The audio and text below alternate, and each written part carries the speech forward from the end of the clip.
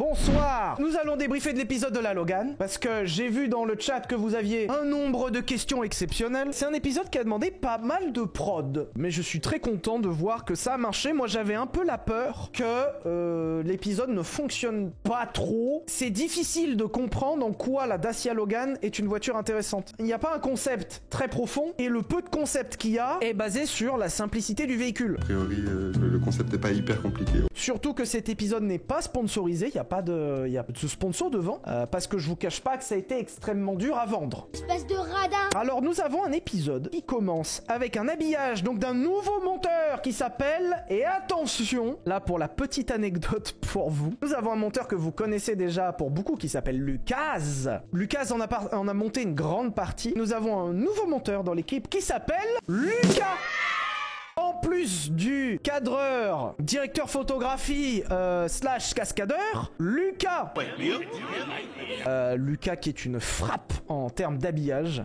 Vous savez, au début des petits tours chez Villebrequin, il y avait un début où on échangeait avec Pierre. Alors c'était chouette parce qu'on était avec Pierre, il y avait un échange de balles. Mais il y avait en général 10-15 minutes de blabla autour de la caisse qui était un plan assez fixe. Mais c'est juste que c'était long. Et quand tu vois que tu peux résumer tout ça avec un habillage ultra dynamique, une voix off où je commence vraiment à prendre le rythme, et surtout on condense. L'histoire de Dacia n'est pas intéressante. Et je suis navré pour ce parti pris qui fera peut-être réagir. D'ailleurs, l'un des trucs que j'ai vu lorsque la vidéo est sortie, j'avais les yeux comme ça, vous aurez remarqué qu'il y a une erreur. Ce n'était pas la Seat Panda, c'était la Seat Marbella, bien sûr. Elle a été proposée en tant que Seat Panda, effectivement. Mais elle a été bien vendue en Seat Marbella. Le régime Dacia a lancé cette Dacia, la Dacia 1300. Puisque l'idée, c'est que quand tu n'as pas les compétents, tu rachètes un support extérieur. Donc c'est ça, les voitures sous licence, c'est ça. Alors, il n'y a pas que les régimes totalitaires qui ont sorti des voitures sous licence, rassurez-vous.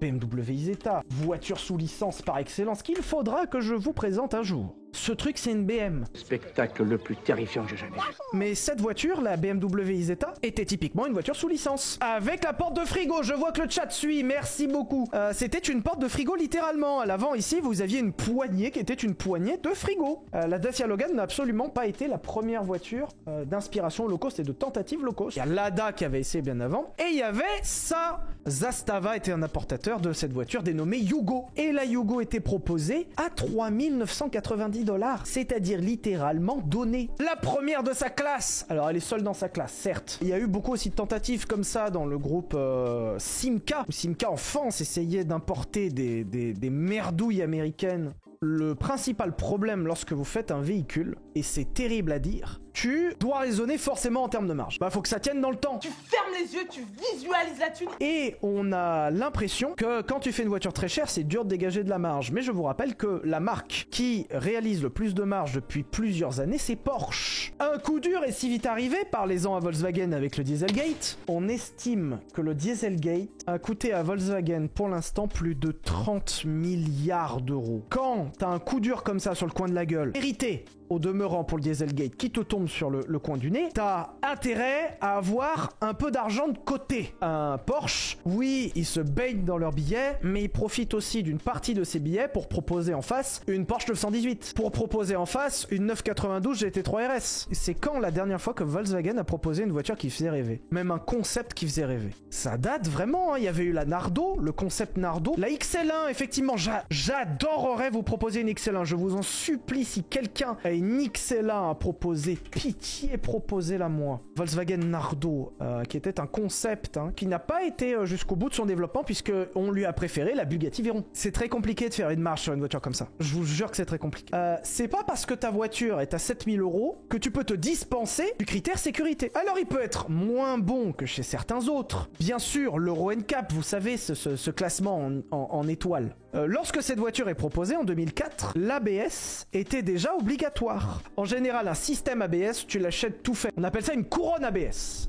L'assistance qui vous permet que lorsque vous appuyez sur la pédale de frein très fort, ça ne bloque pas les roues. Vous avez été extrêmement nombreux à demander fais un épisode sur lequel tu freines et t'accélères en même temps. Une voiture, une moto, un camion est toujours développé dans l'esprit de freiner plus qu'elle n'accélère. Genre t'es à 100 km/h, t'écrases les deux pédales, la voiture freinera. Quand t'appuies sur le frein fort, tu es largement en mesure de bloquer la roue. Donc quand tu bloques, ton pneu se bloque, c'est-à-dire il va pas se ralentir sur le sol, il va glisser sur le sol, il va frotter sur le sol. Donc ça déjà tu t'arrêtes moins vite. Et ensuite, tu perds ton pouvoir directionnel. Regardez, voilà, il freine, il tourne, et ça ne tourne pas.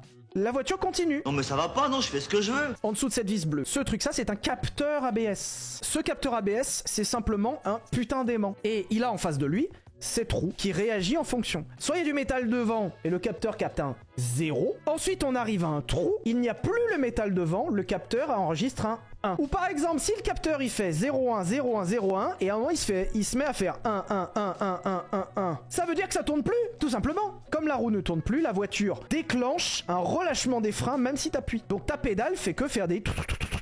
C'est pour ça qu'on a ce bruit. Quand tu as une Dacia Logan à 7000 €, ton ABS que tu as acheté chez Bosch, c'est le putain de même. 80 € sur 7000 €, c'est chiant. 80 € sur 300 000, c'est moins chiant. Les performances, c'est pareil. Bien sûr que tu n'attends pas de ta Dacia Logan qu'elle fasse un 0 à 100 une seconde. Mais même en 2004, tu ne tolères pas que ta Dacia Logan fasse le 0 à 100 en 25 secondes. Et le pire, et c'est ça qui est d'autant plus injuste, c'est que tu as moins d'exigence de fiabilité envers une Ferrari qu'envers une Dacia Logan. Une Ferrari qui tombe en panne, ça arrive. C'est une voiture de sport, c'est une voiture performante, c'est une italienne, tu vois, tu lui trouves des excuses. Une Dacia Logan qui tombe en panne, tu trouves aucune excuse. Donc ça a été tourné sur le circuit routier de Lutach-Linas-Montlhéry qui nous a ouvert ses portes gracieusement grâce à Nouren, que je remercie, qui est quelqu'un d'adorable. Ça me flingue de rire de savoir qu'on a des images qui sont aussi belles qu'une Bugatti Veyron sur une Dacia Logan. Cette voiture est la voiture de la maman de mon agent qui s'appelle Noé. Et elle avait quelques problèmes. Elle est arrivée avec un problème d'alternateur, elle avait d'autres soucis et elle passait plus au contrôle technique et il aurait fallu mettre beaucoup. Il y a la nuance entre rerouler pour une vidéo, c'est-à-dire vraiment rerouler 2 heures, et rerouler de façon légale. C'est-à-dire avec un contrôle technique valable et une fiabilité certaine. Et comme c'est un circuit, tu peux faire rouler des voitures qui n'ont pas de CT. Les voitures que je prends, c'est des voitures qui sont inaptes à la route. Alors elles roulent, c'est d'ailleurs la complexité en fait de ce qu'on fait sur la chaîne. Soit elles sont aptes à la route, soit là elles deviennent directement économiquement irréparables parce qu'elles sont en panne. Donc c'est un défi de trouver des voitures qui sont entre les deux. Pour l'anecdote, c'est une voiture où il y a eu un detailing fait dessus. Et on lui a même acheté des petits enjoliveurs WRC. Donc ça, c'est le premier jour tranquille où il y a les belles images de roulage et où je vous laisse ces belles images donc faites par Vladimir au drone. Où vous m'avez dit, ouais, le drone, il disparaît sous la voiture. Là. Mais vous inquiétez pas, hein, Vladimir est capable de passer de la fenêtre à mon arrière gauche à la fenêtre à mon arrière droit pendant que la voiture roule. Le gros, c'est dans la cour. Extrême erreur de ma part d'ailleurs. Je dis que c'est un 1 litre 6 110. J'ai confondu que le 16V c'est un 1 litre 6 90. C'est vraiment les toutes premières. Je suis obligé de passer là-dessus. On se faisait extrêmement chier. Et là, j'ai commencé à vouloir faire le con. Je veux faire glisser la voiture. Et regarde la main! Regarde la main droite! Regarde le singe que je suis! Regarde le primate! Le sanglier! Voilà. Et puis à partir de là, les enfants. Oh bon alors là. Regarde ça, comment je câblais bien. Et c'était bien gras par terre. Comment ça glissait bien. S'il y a vraiment eu les 3/4 du circuit en rupteur 2, en ta. Et à l'arrière, tout au frein à main. Alors là, il y a le 24 heures plus tard, donc là on passe au deuxième jour. Alors en réalité, c'est pas 24 heures, c'est 72 heures. Lucas, qui nous a fait un travail merveilleux sur cette partie. Voulez-vous une anecdote pour cette journée qui nous a fait perdre 3 heures? On est arrivé le matin au circuit, il était 8h30. Et j'avais les clés du véhicule de type Dacia Logan à mon domicile. Les clés de ce véhicule-là. J'ai fait lever tout le monde. Hein. J'arrive devant la Dacia Logan. J'ai oublié la clé chez moi. Oh le con! 1h30 pour remonter. 1h30 pour descendre. C'est-à-dire que là, on a commencé, il était midi alors qu'on était là à 8h30. De toute la team, je me suis fait insulter à juste titre. Et donc ça, c'est le circuit routier complexe de Lutach-Linas-Montlhéry. Donc c'est le circuit off-road. Donc ils ont un circuit off-road qui est fait pour ça. Donc ils sont même balisés. T'as des petites balises qu'on voit de temps en temps, il y a des panneaux. C'est une petite flèche pour indiquer les parcours. Et c'est comme au ski. Genre la flèche verte, c'est une piste verte. C'est-à-dire c'est facile. Le trou de la mort qu'il y a au fond, c'est une piste noire. Personne n'y croyait. Quand je me suis engagé, je vous jure que personne n'y croyait. Je n'ai reçu aucun soutien de ma team. Et là, alors ça a duré vraiment longtemps. Joseph, là, tel un hibou qui guette. I am vengeance. I am the night. I am Batman. Alors ça va, la patience de Joseph, ça allait. Parce que y avait des trucs à faire, c'est-à-dire réparer la voiture de temps en temps. Et aussi parce que c'est rigolo. T'as un connard qui est en train de faire des allers-retours dans un trou. Joseph qui vient à la rescousse et du coup, effectivement, c'était juste un voyant airbag. En fait, cette scène vient du fait que nous avons enlevé le fusible pour l'airbag. Puisque j'avais peur qu'en off-road, l'airbag me saute à la gueule. Ça fait mal, un airbag. Vous voyez ici, il y a une petite trappe. Et sur ce plastique est gravé le schéma des fusibles avec les logos. C'est trop bien fait. Le fait d'enlever le fusible airbag dit à la voiture que l'airbag est défaillant et qu'il manque le fusible. Et le pire, c'est que la voiture ne redémarre pas si le fusible airbag est pas dans son emplacement. C'est un truc de ouf. La voiture patinait à cause de ses roues avant pour sortir du trou. Donc Vladimir dit, tu devrais y aller en marche arrière. Excellente idée de la part de Vladimir, sauf que, comme je commence à en avoir à le cul, il est possible que la marche arrière ait été un poil violente. Et là, elle était bloquée, là. Encore merci à l'autodrome Utaclin Smoleri de nous avoir prêté ces escaliers, puisque, vous saviez, c'est extrêmement compliqué de trouver des escaliers. Posez-vous une question, ça c'est une question de prod. Connaissez-vous un escalier, en Ile-de-France si possible, où vous pouvez le prendre en bagnole? Eh bien, spoiler alerte, ça n'existe pas. Les escaliers de Montmartre, nous avons déjà envoyé un mail. Et oui, voilà, le premier problème, c'est les touristes. Tu ne peux pas fermer les escaliers de Montmartre. Et deuxièmement, Montmartre est un monument classé. Là, clac, vous avez vu, là, ça a tapé, là. Hein. Hop, voyez, là, ça frotte un peu. Faire ça dans un monument classé, mauvais bail. La rivière, c'est exactement pareil. Hein. Comment tu mets une voiture dans de l'eau? Donc, il faut pouvoir, quand tu mets une voiture dans l'eau, mesurer la profondeur de l'eau pour avoir suffisamment d'eau pour noyer la voiture et que la voiture soit physiquement dans l'eau. Faut pas avoir que ça. Et deuxièmement, comment tu la récupères la caisse? T'imagines la gueule de la grue qu'il faut? J'ai vu dans certains commentaires que les gens disaient oui mais elle redémarre, il a triché puisqu'il a coupé le moteur avant d'y aller. En 0,25, regardez, là mon régime est toujours à 3005 et là j'accélère. C'est-à-dire que le mec, le retour du singe, le bourrin originel. La voiture est arrivée dans le lac à plus de 4000 tours minute. Il n'y a pas de notion de il a coupé le moteur avant. Hein. Je vais ensemble vous annoncer à nouveau une fraude, une triche. J'ai pris celui-ci en vidéo, mais le premier escalier qui a été pris, en fait, c'est celui du fond, puisque c'était l'escalier le plus pentax. Il était beaucoup trop pentu, ce qui fait que la voiture s'est tankée en haut. Donc il a fallu qu'on prenne un moment pour que les gens me poussent et me libèrent. Et du coup, j'ai pris celui-là, puisque la première marche était beaucoup moins pentue. La deuxième triche, elle arrive ici. Là, vous voyez, je sors de l'escalier. Alors déjà, regardez la magie du montage, puisque l'escalier que je viens de prendre est ici. Alors que j'arrive ici. Donc c'est techniquement impossible, c'est que des trahisons. Et là vous voyez, on voit la voiture ici qui arrive là. C'est encore un mensonge.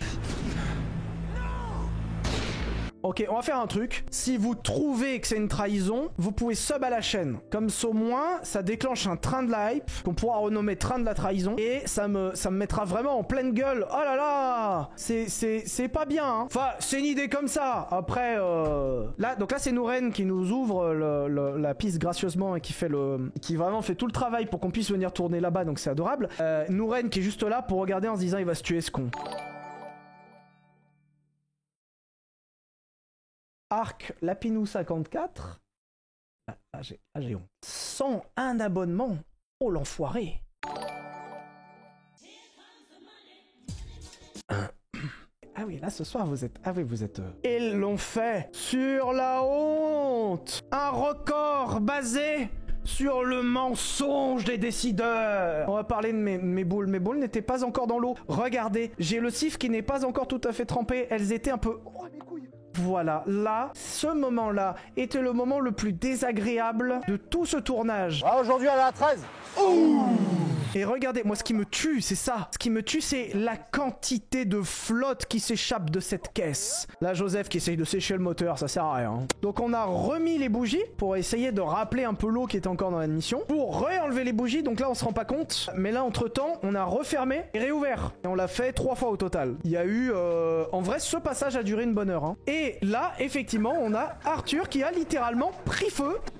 Arthur, il regarde pas sa main ou son bras. Arthur, il s'occupe de ça. C'est-à-dire qu'à aucun moment, il regarde sa main. C'est-à-dire qu'Arthur, il est focus sur la voiture. Regarde, il retourne. Là, regarde. Il lâche pas le collecteur. Et c'est peut-être le point le plus important, c'est que ce redémarrage n'est pas une fraude. C'est juste vrai. Quand t'as de l'eau dans le véhicule à ce point-là, l'odeur, alors elle est littéralement dans son jus. Oui, et je pense, cette voiture-là, qui existe toujours, hein, elle fonctionne encore. Et peut-être la voiture qui pue le plus en France. Il est hors de question de balancer une voiture qui fonctionne encore. Donc, je pense pouvoir pouvoir vous l'annoncer, cette voiture sera dans le Cercle Infernal 2. L'une des personnes qui va participer au Cercle Infernal 2 va devoir hériter de ce véhicule. On dit un truc, je réponds à vos questions encore quelques minutes jusqu'à 23h et après on coupe.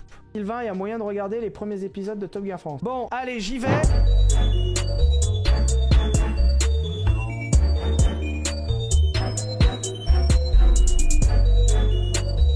A few moments later. Vous êtes très patient quand même, hein. Il y avait un jeu de... Je reviens pas. Il a le crâne dur, mais nous aussi.